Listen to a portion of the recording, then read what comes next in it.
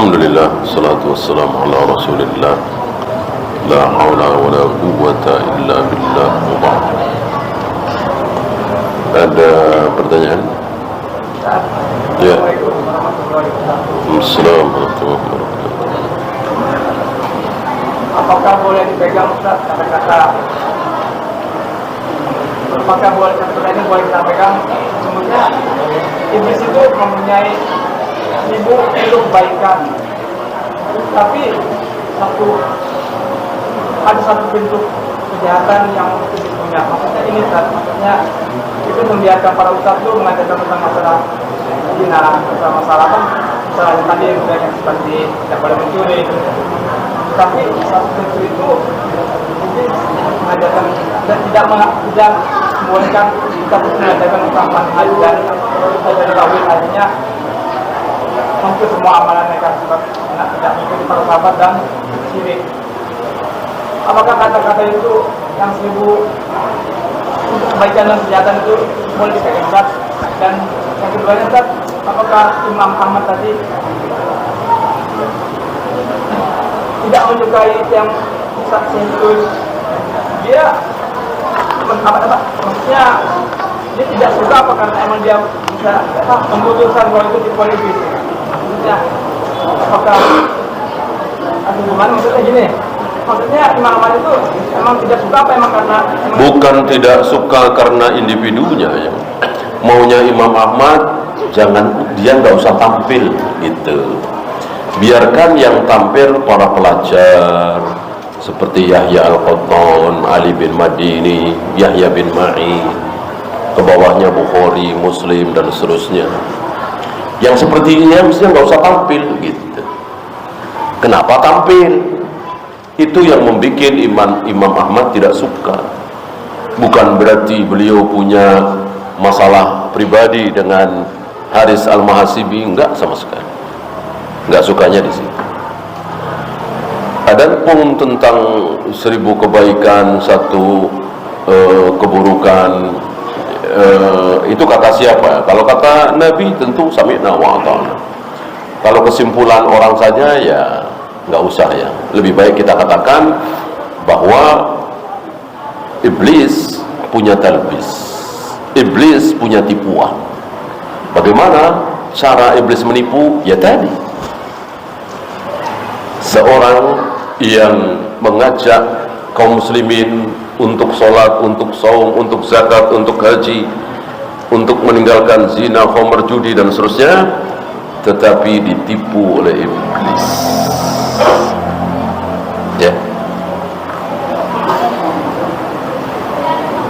Bagaimana cara terbaik dalam memilih pilihan ilmu yang dikhilafkan oleh para ulama? Mempelajari mana di antara dua ulama ini yang aqrab lis-shawab. Kalau tidak belajar nggak mungkin kita bisa tahu. Dan kita kalau sudah belajar bebas, merdeka. Ya seperti waktu itu Syekh Albani mengatakan turun sujud itu ya tangan dulu baru dengkul, persis seperti bunyi hadisnya. Syekh Utsaimin mengatakan enggak, bunyi hadisnya itu terbalik, yang benar dengkul dulu baru tangan. Mana kita pilih? Coba pelajari. Setelah mempelajari dua-duanya, kita bebas mengambil pilihan. Jadi jangan fanatik kepada orang. Pokoknya udah saya mau apapun ikut Syekh Albani. Saya kan dulu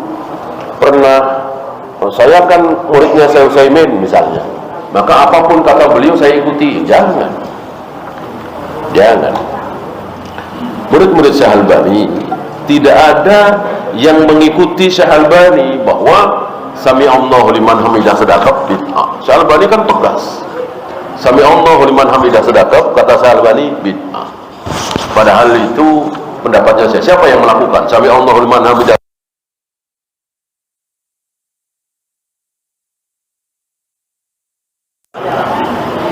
Nah, Syekh Masyhur Hasan Salman, Syekh Musa Nasr, Syekh Ali Hasan tidak ikut Syekh Albani membid'ahkan itu.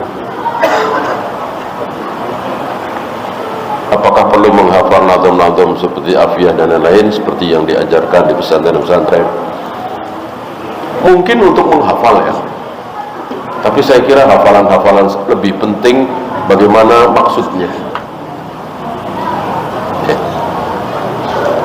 Menurut saya lebih baik tidak usah dinazomkan, hafal saja, hafalkan saja.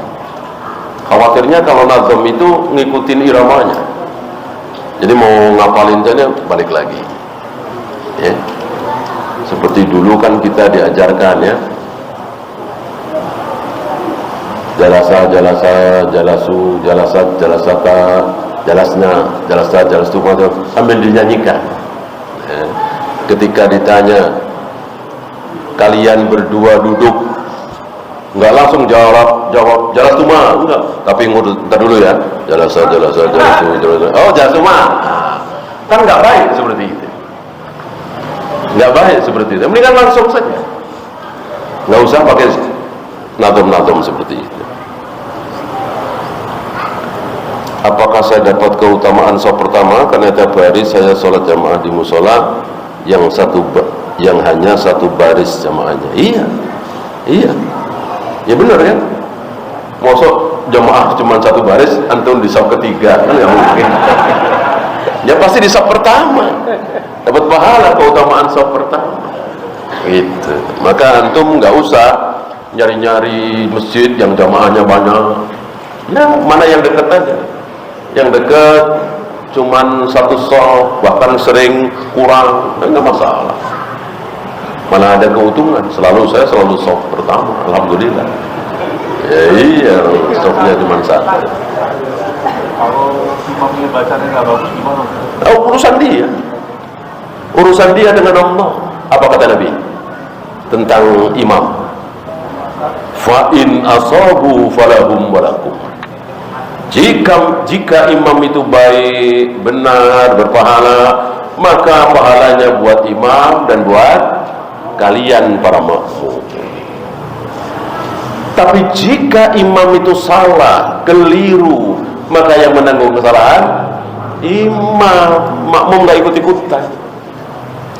Jangankan cuman bacaannya panjang dipendekin, pendek dipanjangin, makhrajnya kurang tepat, bahkan lahnul jali.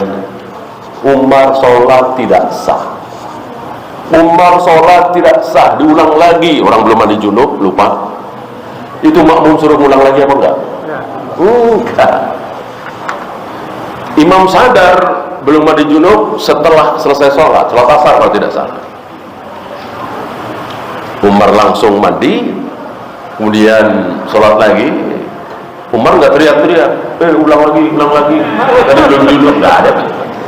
Padahal jelas tidak sah. Apalagi cuman panjang pendeknya kurang tepat, maka keliru. Kalau kita ikut-ikutan imam ngeritik, udah biarin aja. Urusan si imam dengan Allah. Ya. Tentu tidak ada yang sempurna seperti Nabi alaihi salatu wassalam.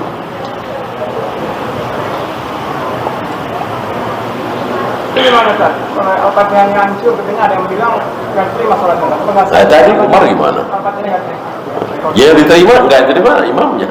Orang kita aja nggak hancur, dia doang yang hancur, ya kan? Imamnya nggak terima tuh saya. Ya nggak sah sholatnya imamnya itu kalau Al-Fatihah ngancur. Iya, urusan imam. Ya hancur itu gimana sih? Alhamdulillahirabbil alamin, bismillahirrahmanirrahim, maliki yaumiddin, arrahmanir rahim, gitu kan, putar-putar. Ya itu iya ya.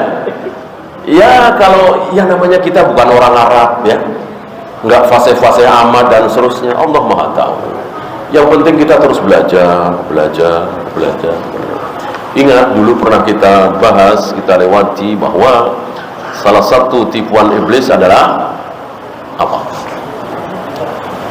Terlalu sibuk menghabiskan waktu untuk cara benar membaca Al-Quran, sementara nggak mempelajari akidah, tauhid asma wa sifat apa dia nggak tahu. Habis waktu untuk panjang pendek, tajwid, mat tabi'i, mat jais, munfasil, mat arid, lisukun dan seterusnya. Ini kan lumayan pelik. Ya boleh boleh saja, bagus, tapi jangan menghilangkan yang jauh lebih besar, masalah akidah, masalah tauhid, masalah pembatal keislaman dan seterusnya. Ya.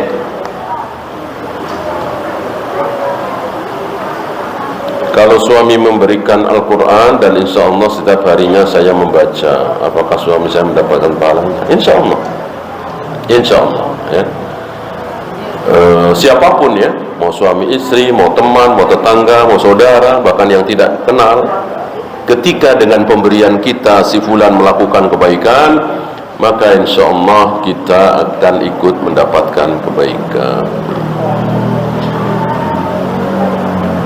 Bagaimana menyikapi ibu yang membuka aib anaknya? Sabar ya, sabar. Karena ujian itu kadang Allah berikan kepada kita lewat anak. Istrinya baik, istri kita baik, tetangga baik, orang tua kita. Tapi anak kita sulit diatur. Ini bagian dari ujian. Nah, kadang-kadang anak kita nurut baik, ibu kita, ayah kita. Itulah ujian. Antum jangan berhayal punya ibu baik, ayah baik, istri baik, anak-anak baik, tetangga semua baik semua, teman di kantor baik semua. Ya surga itu mah, bukan dunia. Pastilah kita akan diuji satu sama lain. Allahu. Ya, itu saja. Subhanallahumma bihamdika asyhadu an la ilaha illa anta astaghfiruka wa atubu ilaik. Assalamualaikum warahmatullahi wabarakatuh.